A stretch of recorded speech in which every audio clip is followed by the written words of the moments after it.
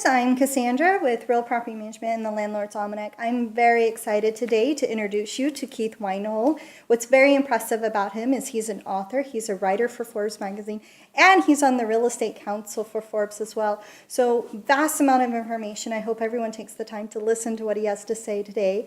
I have two questions for you today.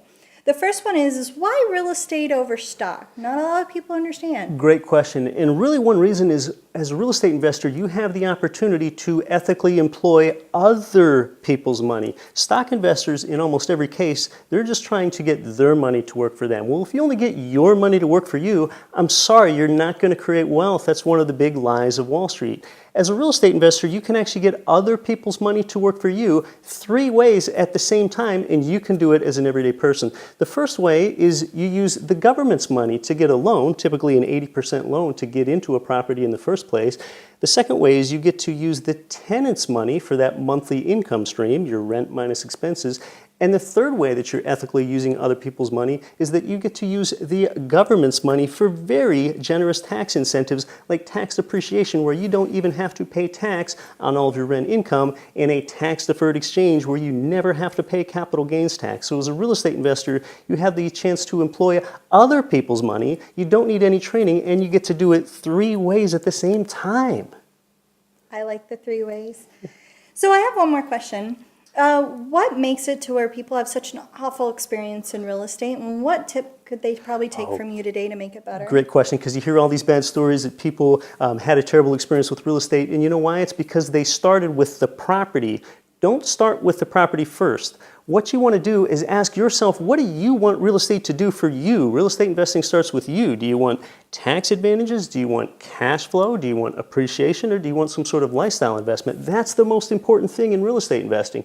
The second most important thing is the economic market that that property is in, because if you're looking for income, you need to have a property that's filled with a rent-paying tenant. So what's the job vibrancy of that market? The third most important thing, and this is what you do so well, Cassandra, is to have a competent property manager. That's how this thing is an investment and not another job for you, that you have a competent communicative manager. And then the fourth thing, and only fourth, is the property, because if those first 3 don't work, you, the market, and the manager, your property won't work either. That's true. It's a balance of all 3. Sometimes it's 2 of the 3. Sometimes it's 1 of the 3. You want 3 of the 3 if you can.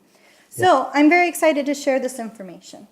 He's an author. We got to talk about your book. Tell my crowd about it. Oh, well, thanks so much. My book, 7 Money Myths That Are Killing Your Wealth Potential, was an international bestseller. I'm not trying to sell you a book. The book is completely free in the e-version at GetRichEducation.com. Not just a free chapter, but the entire book where I dispel a lot of these myths that I've been describing with you at GetRichEducation.com. So I hope everyone goes to the website today and download the ebook and look through all his podcasts. He has like 200 podcasts almost now. So it's a vast amount of information you all need to take notes on and learn and read. And as I always say, education is key. Thank you. Thanks so much for having me.